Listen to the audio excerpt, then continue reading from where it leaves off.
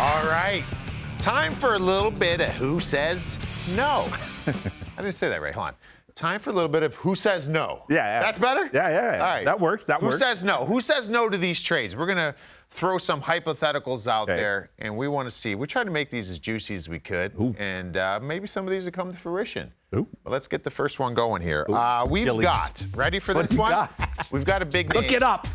Elias Lindholm to go to the Winnipeg Jets for forward Brad Lampert and 2024 first-round pick. Brad Lampert is the 2022 first-rounder. The third-round prospect. Brad Lambert out of Finland, but he's still a Western Canadian guy, but raised in Finland. Okay. Winnipeg Jets have, sorry to interrupt you, 5.5 of cap space, so Elias would fit in there perfectly. I'm going to say no. You know why?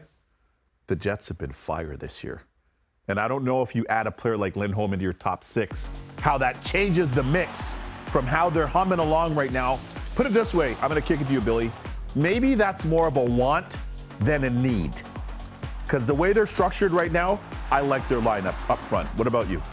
I say no. If you're going to do it now. We've seen the best trades work out before the deadline. Get it done sooner than later. LG, our great statistician, in our ear and puts all the stuff together. He said their two C's, their biggest hole at the moment. Nemesnikov currently holds that position. But he's been nice this year, though. He's been nice at a cheap money, too. You don't want to tinker, but Nemesnikov can kind of slide all over the place. He's versatile. It kind of gives you flexibility in that lineup. No doubt. But if I'm introducing a new player into my locker room, I'm not doing. It doesn't always seem to work out at the trade deadline. But if you do it a month or two before, sometimes that's when it works out best. So if I'm Kevin Cheveldayoff, I'd work it, and let's work the phones immediately. Let's get it done. Okay. You know what? Sometimes I feel like we think that, and I believe it too. Getting it done ahead of time, give players time to get acclimated, to see how things trickle down inside the lineup. But I wonder sometimes, like, if you're the team, you may have to pay a premium right now. Right. You know what I mean? To get it done earlier here. But, with this lineup the way it is, they need a center iceman to put with. Are you doing it? Perfetti and Ehlers. I am, because I think this is one of those years, the Winnipeg Jets, you got to strike while the iron's hot. You don't know what next year is going to look like. You don't know what the year after is going to look like. They have a squad right now, but I love what you said. Get it done now as opposed to later. Okay. If I'm the Jets, you know who I'm going for? If I'm a lot of teams, you know who I'm going for? Everybody, see, the big fish center iceman is Elias Lindholm. But you know who I'm going for? Adam Henrique. Yeah, I was talking about him the other day. That's a nice piece. We played the Ducks. And you know who else? Sean Monahan, too. So let me just say this. We should have made this hypothetical 1B. Okay. Because I like that one better, because you can add Sean Monahan or Adam Henrique and a piece, and you can have them in the depth part. Elias Lindholm's got to play top six. Like, that's what he's accustomed to playing. So now you're saying, you're disrupting a little bit more your lineup. I like what you're thinking here. I don't want any long lips on the floor in the dressing room. But if that's not available, I'm still getting Elias Lindholm, because I think it would be incredible. Okay. So, all right. So we'll go to hypothetical number 2. Okay. To Vancouver, Jake Gensel. To Pittsburgh, 2024 first-round pick, Andrei Kuzmenko. Atu Ratti. That is Atu Ratti. Yep. First rounder. What are we thinking here? Chili, take it away, because I'm going to come in off the top rope. Is this Gensel's last year? Yes. Free agent? Yes. They can't get nothing done with him in Pittsburgh? Well, they got to get something done.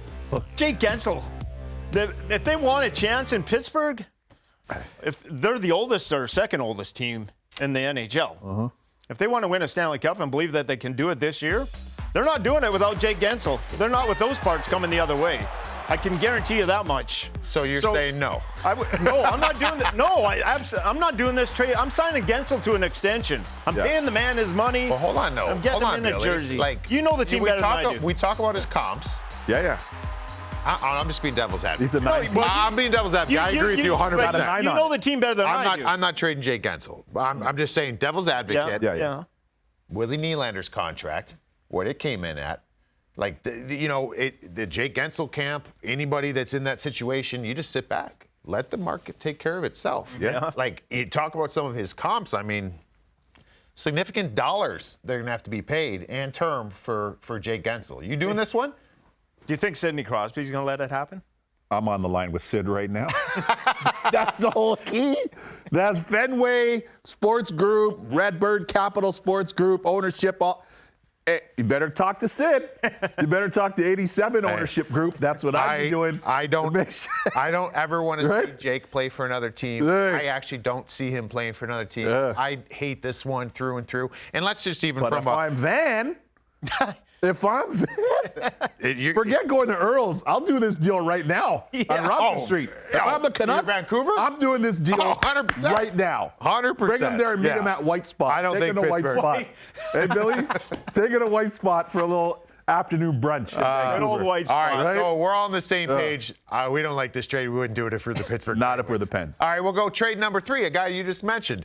Sean Monahan to Colorado. Well, we know they need some help at the center ice position. Yep. And this will be a 2024 first-round pick going to Montreal. Yeah, Kovalenko's Nikolai Kovalenko and Caleb Jones. So forget it for a second. Rupper, you're hosting. Keep the deal up. Yeah, Rupper's hosting. But you're an analyst, so you're up. I'm up now? You're up. All right. I'm going to say this one. Ooh.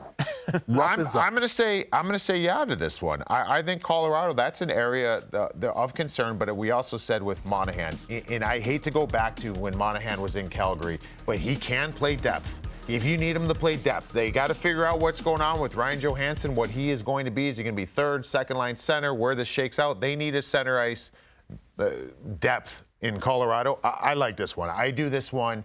The West is wild.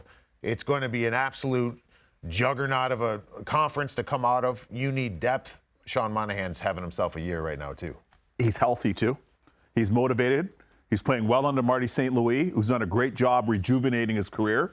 I think this would be because the Colorado Avalanche and the Boston Bruins, for you Colorado fans out there that are chilling in Aspen right now, going down the slopes, but you're watching us. And for your Boston fans there, they're all looking at Elias Lindholm, right? That's who they want. Yeah. But this is a nice economical move if you're the Colorado Avalanche.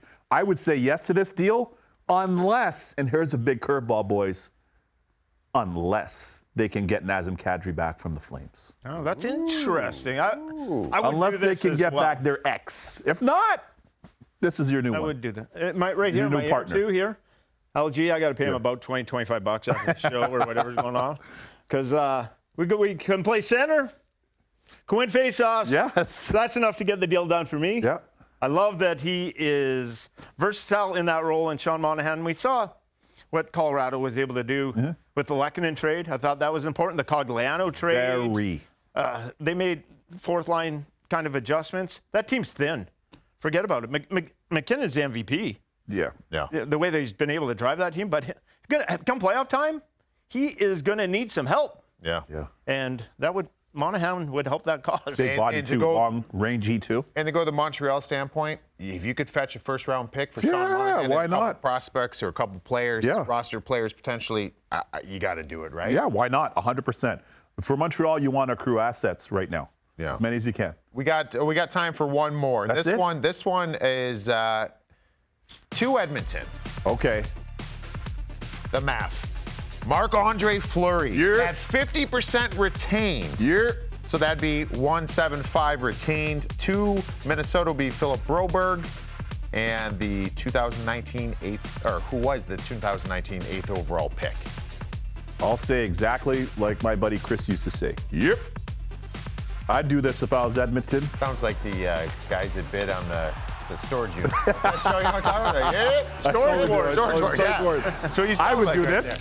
Why not? Stuart Skinner's been balling. He's back. He looks like the all-star. But how can you not take your career to the next level as a young goalie when you're playing with the great Marc-Andre Fleury? And we know what it is when you play in Canada. We know what it is when you're up in Alberta and all the pressure and everybody loving the game as much as they do and living the game as much as they do. The Oilers are playing real well defensively since the coaching change. Stuart Skinner, consequently, is playing well. I think this would be huge for the Oilers. I would agree. I would do it. You had no Stanley Cup champions on your roster before yesterday. Correct. Now you have Corey Perry. So now that's 4 rings. And you would also have Marc-Andre Fleury, a veteran backup, with his coming in there. All of a sudden, 2 guys that know what it's like to win in the playoffs. That's important. That's right. That's very valuable. And Marc-Andre Fleury, you know him better than Yeah. I do, but for a goaltender in the room, he's lighthearted. 100%, He's man. fun to be around. Yeah. That's You play with him, Rupper, you know, like that's kind of what you And need he's- in the he's 10th. break up the He's pressure. up low maintenance. there. Yeah, no. No maintenance. Yeah. Just whatever you need, he's there. I'd love to see Flower, whether, I got it. He loves it in Minnesota. Minnesota's still trying to be in the mix here for the Kaprizov still playoffs. saved their season the other day in Carolina. Exactly. But this is one for me. If you're the Edmonton Oilers, and if it's Marc-Andre Fleury or whomever else, you have to. For me, that is my clubhouse leader for winning the Stanley Cup right now, the Edmonton Oilers. The only spot they need, and this isn't not a slight. Stuart Skinner could be the guy. I'm Yeah. fine with him being the guy. But you need to have an insurance policy in place. Let me tell you guys this. That's a great point by both of you because last year at Stanley Cup Final in Vegas, right? You see, if you talk to Aiden Hill, and I spoke to Aiden Hill's dad right before I got on ice level, if you talk to Logan Thompson, who I've spoken to many times, those guys will tell you, so too will the players, but they'll tell you what Jonathan Quick did for them, having him there. Yeah, I And believe that 100%. When we were interviewing the guys at Media Day, every single one of them brought up Phil Kessel's name Yeah. and Jonathan Quick's name. That's right. And those guys weren't even playing. And they weren't even playing. That's the impact that those guys had. Yeah. I'd say I'd be all in on that if I was the Oil. Yeah, same to me. I would give them the cup now. And these are all hypothetical, so you Vancouver fans have been all over me. I'm just saying, if they get Marc-Andre Fleury, you guys are done.